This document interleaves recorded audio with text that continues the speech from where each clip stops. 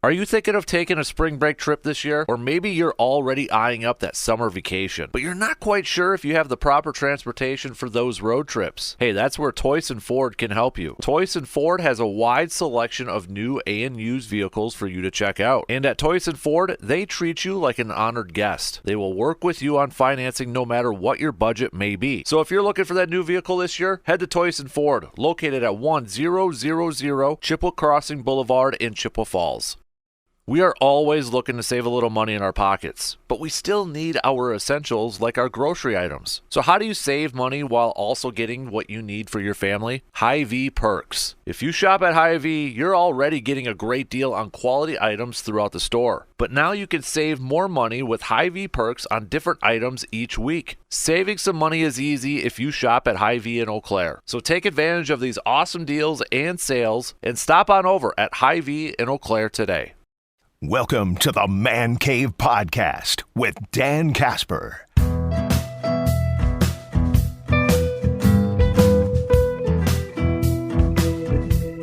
What's up, dudes and dudettes? Welcome to this episode of the Man Cave Podcast, brought to you by Hy-Vee and Toys & Ford.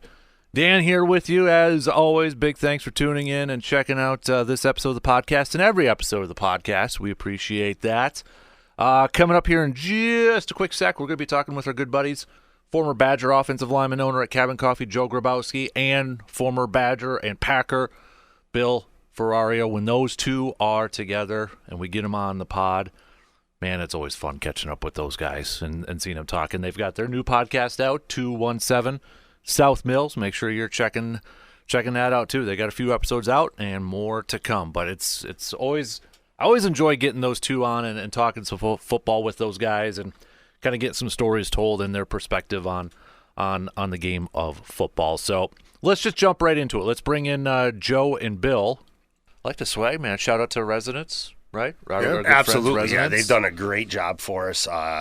Huge help with the artwork and expediting the orders and stuff. So we very much appreciate them. But yeah, things are going well with us so far. Yeah. First episode dropped. Can watch it, listen to it. Absolutely.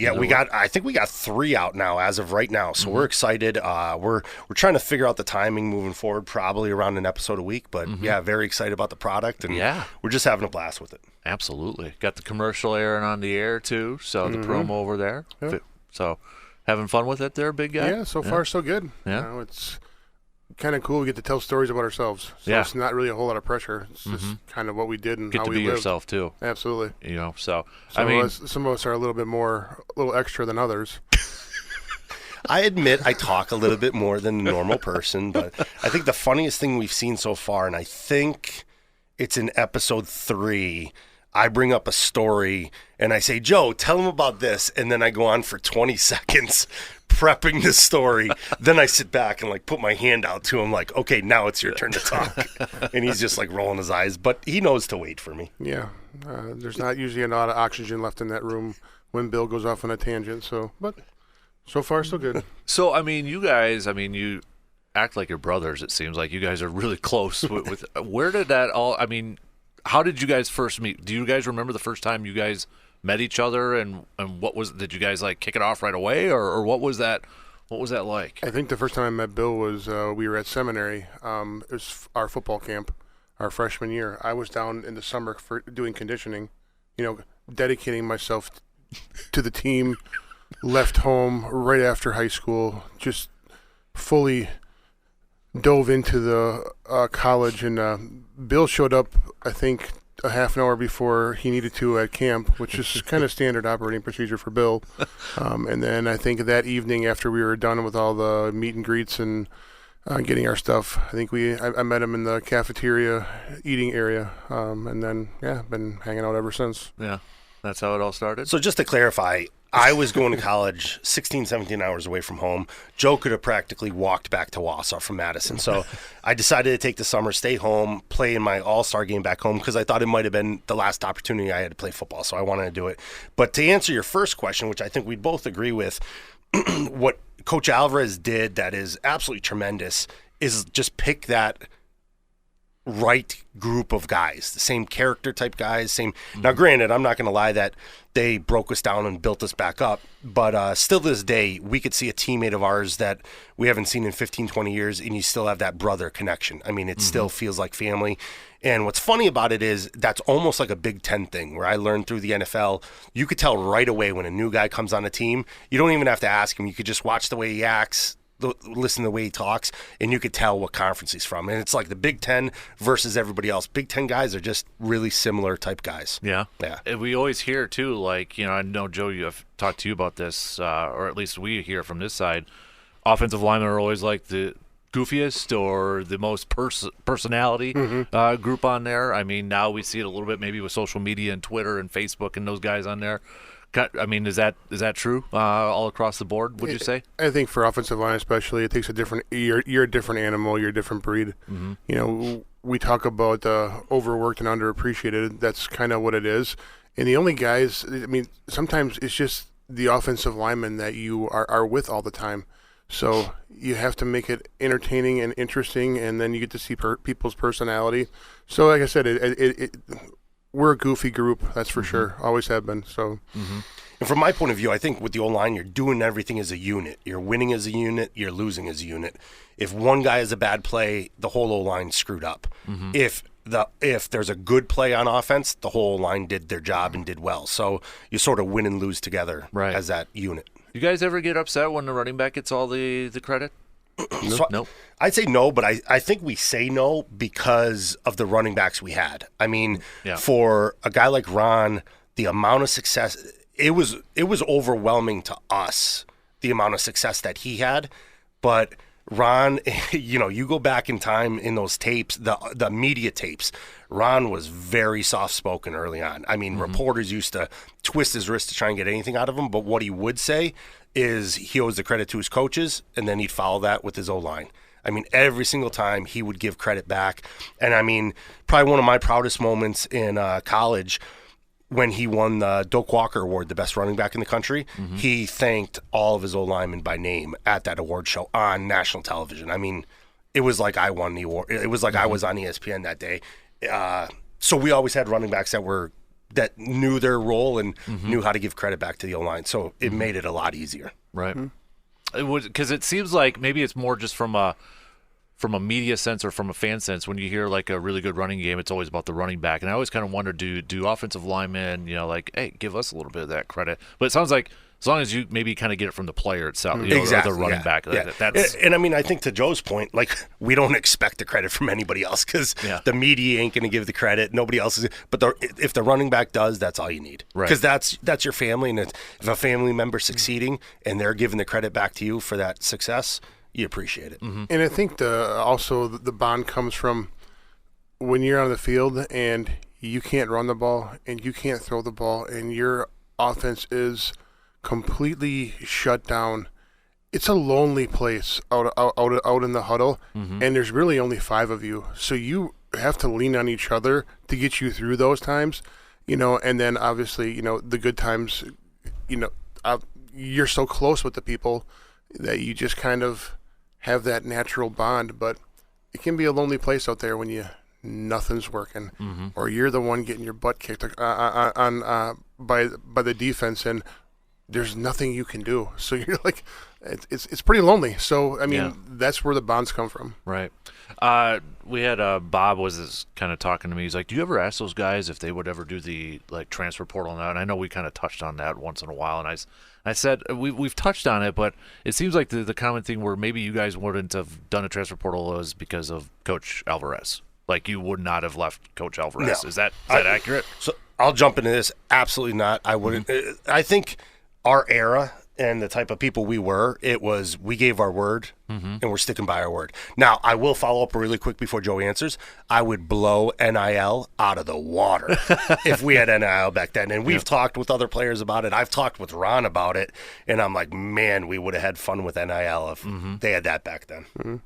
As far as transfer portal, like I said, I pretty much signed my name, and that was my loyalty to the team and to football, and to the guys I was playing with. So I don't think, just because they got hard wouldn't be enough for me to be like, okay, I'm going to go somewhere else. I don't know, something about that. It's just not in my DNA to just walk away. So, how do you guys think the state of college football is right now? Because you've got coaches going to the NFL, from what we're hearing, like they don't want to mess with NIL and transfer portals and all that. Do you think it's got, maybe when a younger generation maybe of coaches, kind of comes in where, they're kind of more accustomed to this style of college football? Because you hear a lot of people saying they're not going to have any coaches left. And I kind of wonder, well, if the new batch of coaches come in that are more used to this style, maybe, would it be a circle sort of thing? But what are your thoughts on the state of college football right now? I think right now it's kind of complicated. That's the most part, and until we can find a way to simplify it and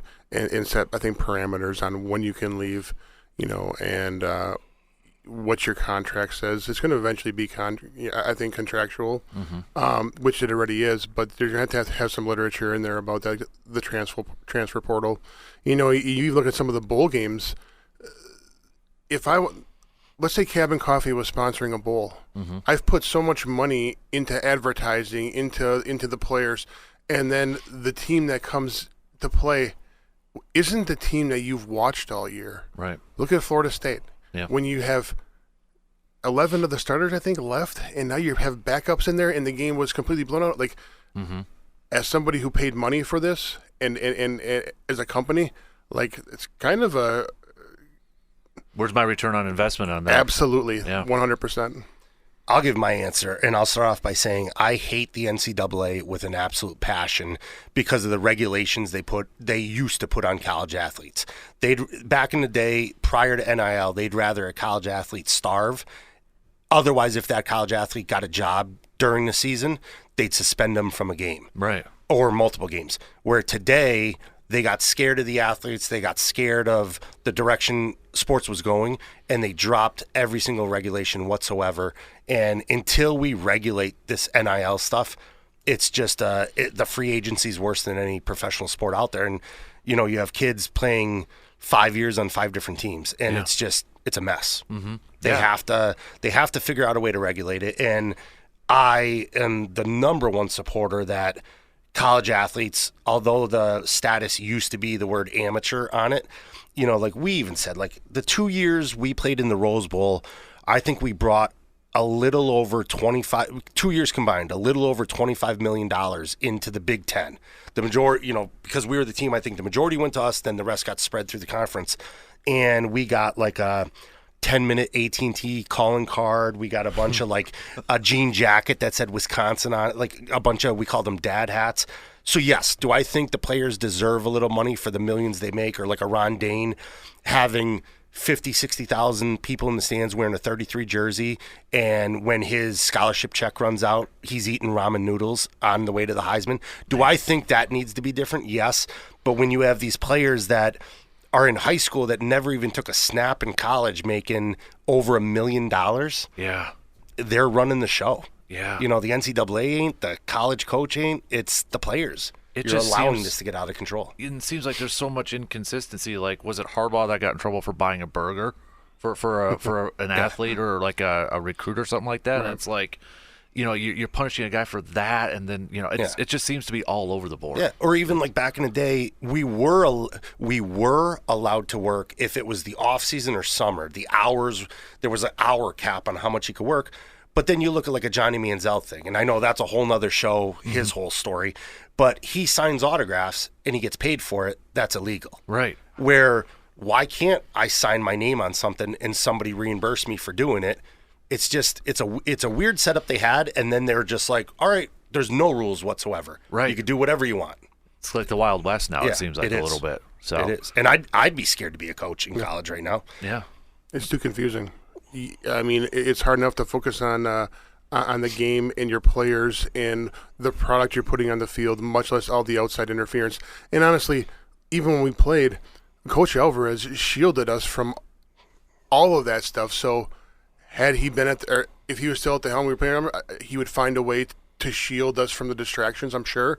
But it's a difficult landscape right now, and one that I would not want to be a part of. Do you think and I know some teams have kind of done this, I think Michigan did, Miami did, where you could see, like, for football now, or maybe any other sport, GMs kind of come into play, with the transfer portal and, recruiting, where maybe coaches can now focus a little bit more on the coaching aspect, so they're not so dedicated to, hey, now I got to find guys in a transfer portal. I got to go in and do this recruiting.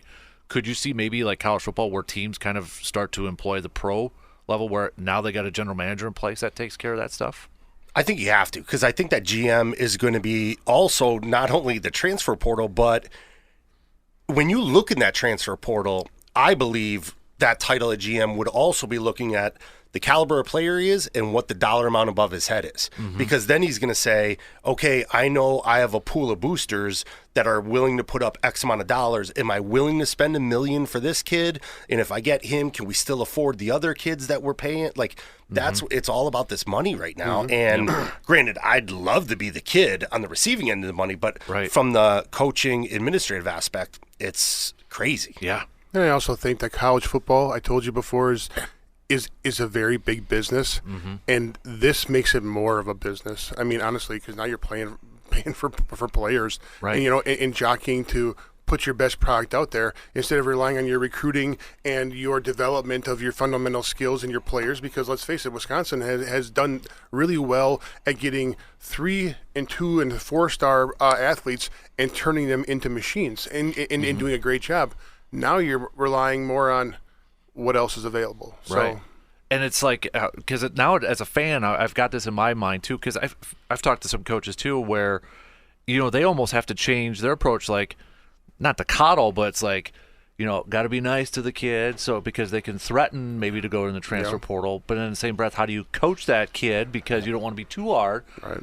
And then, as a fan, I'm thinking, okay, if the team's not playing that great, is that kid just going to go leave the transfer portal and all that? I mean, it's, as that stress, that added stress, and just like, how as a coach can you coach a player, maybe coach him kind of hard, and then be like, no, you're good, don't, just because you got to be afraid that they're going to go to the transfer portal. I don't think coaching the way that me and Bill were coached would fly in today's just landscape of football. I think you'd have a lot of people that were leaving, and then ultimately you're producing not wins, and then you get eliminated as a coach. So we talk about it quite often, like the way that we were tore down and built back up is kind of, what our foundation was. But looking back, or even now, it wouldn't fly at all. Zero.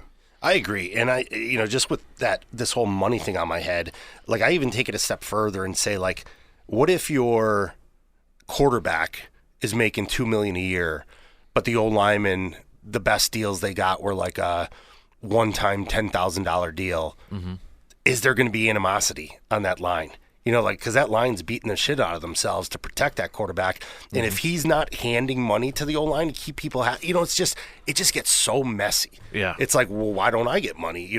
Now you get into how much the players give back credit. Like, we talked about Ron thanking us and talking about us in the media, which, gave us the warm and fuzzy feeling and kept us happy. But when the guy behind you is making all this money and you're just making $700 a month scholarship check, I just think there's going to be a lot of animosity in the locker room, a lot of fights, a lot of arguments, a lot of, I'm going to go somewhere else, and it's just too easy to leave. Like, when we were playing, I think it was, if you went D1 to D1, you had to sit out a year. Yeah, exactly. You had to go down a level to be able to play. Now it's just, guys just bounce. Right. It's crazy to me. Yeah. It's absolutely crazy. I can't fathom being a coach. Yeah. And trying to deal with all that, sort of stuff. Dumb question. Who loved you the most, running backs or quarterbacks, though? I think Ron always loved us. And I think Ron knew, like, every play is not going to be a home run. And he knew, I mean, like Joe and I said, we ran the ball 40, 50 times a game. So Ron knew there were going to be plays where there was mistakes. There was going to be this and that. Quarterbacks, I remember we started off with Mike Samuel, one of the toughest kids I knew at quarterback from Philly. And there were plays I remember, Michigan game particularly, we gave up a sack. It's the end of the game. We're not going to win the game. There's about 2 minutes on the clock. We're down by, like, say, 17, and we just can't move the ball. And Mike gets sacked, As he's getting up off the ground, they're sending the backup quarterback to basically do the mop-up duty. Mike gets up off the ground. His nose is bleeding. He's looking through an ear hole on the helmet.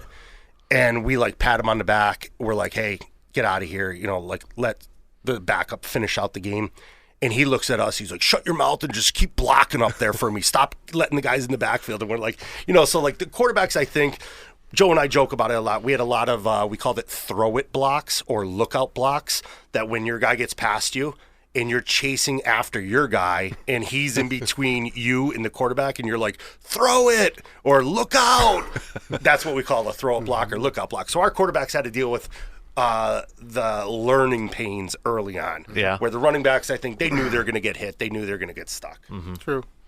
I don't know. We were fortunate enough to play with some really good players. You know, Ron being one of those really patient runners too, you know, and understanding that our job up front takes time, especially running a zone, and our blocking schemes took time because it's usually a combo block coming off on the middle linebacker. Once he learned the pace and there was that ultimate trust that was built, we're going to get our guy. Mm-hmm. Just give us some time. You know, I promise you, we're going to make the blocks. It's just not going to be there right when you need to hit it, but and if you watch him on film, he's unbelievable how the patience that he displayed as a running back and allowed us to get our blocks. It was just phenomenal. So I don't really have an opinion about our quarterbacks or running backs. It's kind of just really like we were more worried about doing our job up front. Mm-hmm. That was it. Do you guys think if you lined up today, you could pick up some of the plays right away and know exactly where to go on some of those calls? Of our plays? Yeah. Of our plays, yeah. Yeah. Our plays, 100%. If we went to where I think it would get confusing, and I don't even remotely understand how it works, is the teams that have the pictures. Like, I don't know if that's just a memorization, like, oh, you see a circus animal, that means 22 zone. Like, I don't know what that is. But, yeah, if we were in the huddle and they're like, Joe line up at right guard, Bill line up at left guard, we're going to put a center, 2 tackles, and call 22 zone, line up over defense. Yeah, we could block it. You can block it. Yeah. Because just for the hell of it, like I've said, there's been times I've been bored and like my daughter or somebody would be like, what are you doing? I'm like, just drawing up a defense. Like just for the hell of it, being like, because I'm watching so much football and I'm like, that guy diagrammed that play wrong. And the way our coach did it, like if I went up on that dry erase board, I'll even show you when the show's over. We could take a picture of it. I'll draw up a zone and show you all. By the time he got done talking about one play, you looked at it and it looks like a 2-year-old scribbled on it for 3 hours. And you're like, well, if you didn't pay attention on the first couple lines, you're going to lose it altogether. Right. So as an offensive lineman in the game, you know, we hear about, you know, quarterbacks pointing out the Mike linebacker and all that. What are some of the stuff you guys are looking for, maybe listening for directions from the quarterback? Kind of take us a little bit inside, like on the trenches. I think a lot of it is tendencies, what the coaches prep us for ahead of time. So obviously, like as we grew as a line and we started experiencing more of this, center's typically the one that calls the mic first. But also the guards and tackles need to know who it is even before the center calls it and starting to understand that defense. But when I say tendencies, you know, your coaches are doing this study, and a lot of times it's GAs doing the math on, you know, on this play, if the will linebacker lines up on the outside on the line, it's a 95% chance so far in the previous 7 games that he's going to come hot off the end of the line. So that's where you're making adjustments up front. So it's looking for those little details. As I went further in football, I started understanding. I remember asking Frank Winters in Green Bay, I'm like, why did you switch the mic so fast? Like, what made you go, like, that to me is the mic in the middle. Why did you go over there? And he's like, see how that safety is normally, say, 3 yards inside the hash. Now he's lined up on the hash, and that he's on the hash, you can look on the hash, he's right behind the cornerback, and he's cheated up. So it's more of a tendency that he's going to come and that corner is going to come inside. So it's just looking at those little details and learning it. Yeah, I think the hard part, too, is this is all happening in seconds. That's what as you walk up to the line and you're scanning, and then you have a defensive guy that won't freaking settle down. He's walking around like Minnesota. That's why I hate this. Yeah. Never, he's lined up in between, halfway off the ball in between the linebackers and the thing. So just the mental game of that, trying to establish, and this is all happening within the snap count, and you're yelling across, you know, blocking schemes, etc., what your calls are as the ball's being snapped sometimes. And people wonder why, like, O-linemen jump off sides. And, like, there's a good example of it is they're like, well, they know the snap count. And, yeah, we do. And even at Wisconsin, we barely changed the snap count. It was, I bet you 90% of the time in our whole career, it was on 1. So blue 20, set hut. That was the snap count. But while the quarterback's going blue 20, you're yelling to other guys like, we're going 42, we're doing this, yelling the call, under 42, under, as he's going through that. So you got to be listening to that as you're calling the play that you're doing on the O-line. And then, yeah, mistakes happen. There's so much more going on. It sounds like than what you see on TV. Oh, absolutely. I mean, we can't hear it obviously unless you get a hot mic once in a while or something like that. Yeah. But so what I would do is, when I'd be in the huddle and I hear the snap counts on 1 or 2, I would put those fingers on my thigh board. Same exact deal. Up here. And then when I got in my stance, there was times going, what is it on? And I looked down and, it's on 1 or 2 because I kept my fingers on my thigh board. And that's how I knew the snap count, because there's so much going on. There's so much conversations happening. Plus you have to actually go out there and run the play. Yeah, I was going to say, you got to remember the play too. Remember the play, yeah. So I would do the same exact. So we would do like the change up for us. Going on 1 was a consistent. Sometimes it was like first color, second color, and then 2 is when you go on 2, that's when people normally jump because they do a hard 1, then they go on 2. But I would do the same thing. I'd make a fist and have 2 fingers separate, and I was in a left-handed stance. So when my right forearm was on my right thigh, I'd have 2 fingers touched together. Just like he said, when you're done making all those calls, you're thinking, all right, I got 2 fingers. It's on 2. Sit there on 1. Don't move. Yeah. I love that. And I don't think we ever talked about that between each other, but yeah, it's something that we always did. Yeah. And that wasn't coached, it was just something something you figure out. No, yeah. Really. Something you have to figure out. Yeah. Always your offsides, and then you're getting your ass chewed. Yeah. My funniest story, so I talk about Coach Alvarez and how much we love him, but how much you fear him. We're in the Rose Bowl, the first Rose Bowl. We're on probably the 8-yard line coming in to score. And I think it was first down. We call the play. It was a great play, but I think we called it on 2, and I jumped. And the moment I jumped, and we were ahead in the game, but there was still a good amount of game left where it was nowhere near over. The moment I jumped, the first thought that came through my head was, I'm going to get tortured when we get to the sidelines. As soon as we scored the touchdown, I smiled. I'm like, I'm still getting tortured. But you know what? On television, they're going to say Bill Ferrario from Scranton, Pennsylvania. And I put a smile on my face. I'm like, not the best way to get noticed on television, but my hometown's going to know. That's awesome. That is so cool. And he did rip me the whole way back to the bench. After a touchdown, still ripped me the whole way back. Still coaching, right? What's that? Still coaching, even though after success, Oh, yeah, touchdowns don't matter. Like Yeah. I don't know if we talked about it in here, but San Jose State is the game that I don't think any of us will forget. It was after we got shut out by Syracuse, our first game in the Kickoff Classic. San Jose State, we win 54, I think, to 10, and that was the worst beratement we as O-linemen walked out of that room with tears coming down, like wiping tears away before we went on the practice field. And we put up 54 points. And our defense held them to 10. They crucified us. That was also the game during warm-ups. Someone yelled, "Hey, number 73, do you know what Jenny Craig is?" I'm like, yeah, come on. I'll tell you, they were horrible. I'm actually looking pretty good today. Like, I remember too that game, because that, like, the Kickoff Classic was in New York, so that. But that was even though we were playing Syracuse, we played in the Meadowlands, so it was sort of like a neutral field game. Obviously, more Syracuse fans. And we got destroyed, so I don't think we as players remember to think from it. But San Jose State, I remember going out there, and we wore white on white, too. O-linemen hate white on white. Really? Because it makes you look bigger. It makes you look fat. I remember... It adds like 20 pounds. We're walking, pregame, you're walking down to the corner of the end zone where you do warm-ups. And the O-line's always walking together. We move together. Mm-hmm. And what does that look like from the stands when everyone's moving together? It looks like cattle. Stands, they start mooing while we're walking. Yeah. And I'm just like, it's going to be a long day. And then we start putting up points, and we're like, all right, we shut them up. We're having fun. But obviously we were young. There was a lot of mistakes made in the game.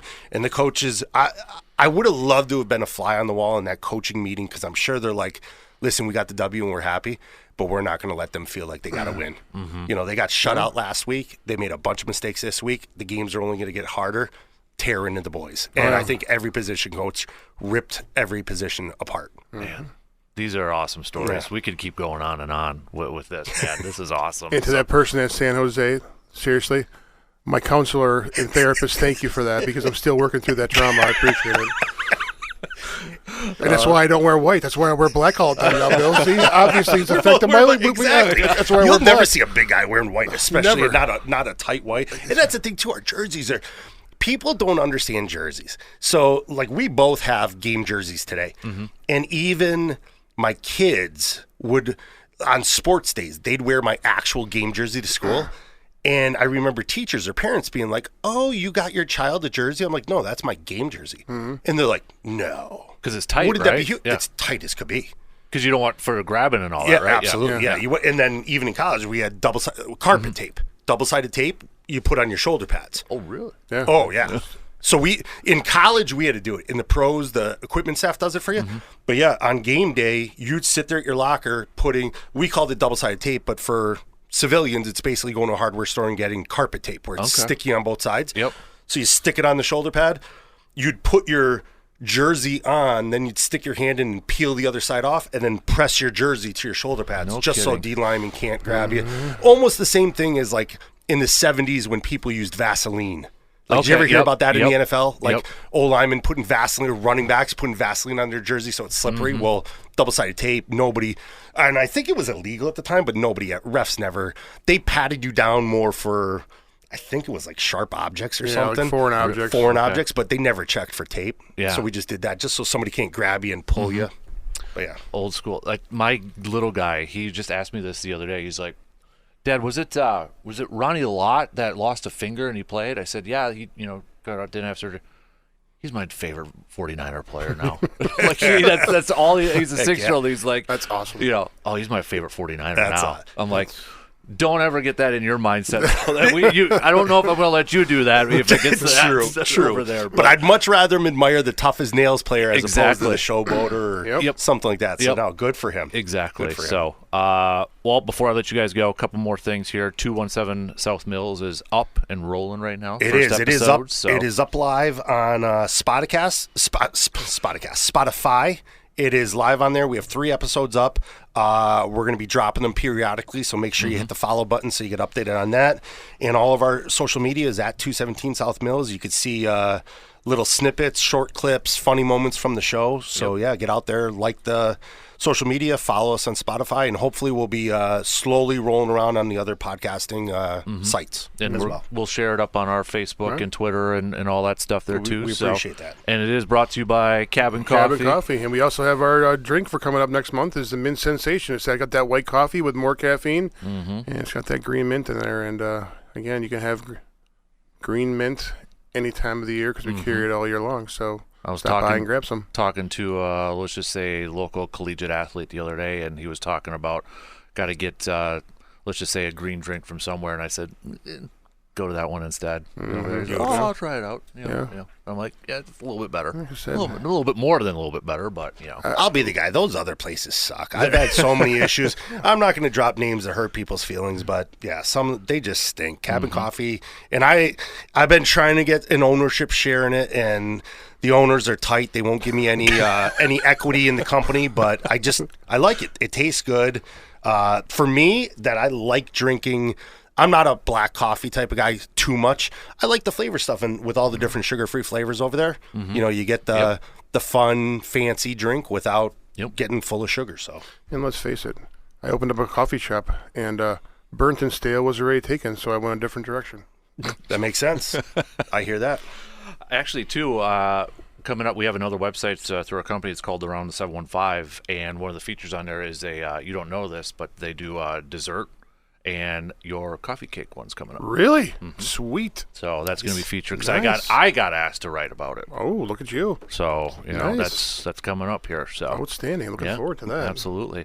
All right, boys, this is always fun. We appreciate it, man, and I can't wait to check out. I've got one episode down already, so I'll check out the other ones for 217. You're going to have fun with them. Absolutely. So, dudes, appreciate it as always, man. Thank you very much.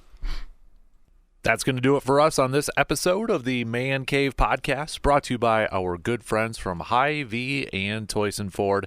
Don't forget, as always, to give us a 5-star rating and a positive review wherever you listen to your podcast. That way others can find the podcast. Big thanks to Joe and Bill for stopping by. And until next time, I'm Dan Casper, and I will talk to you on the next episode of the Man Cave Podcast.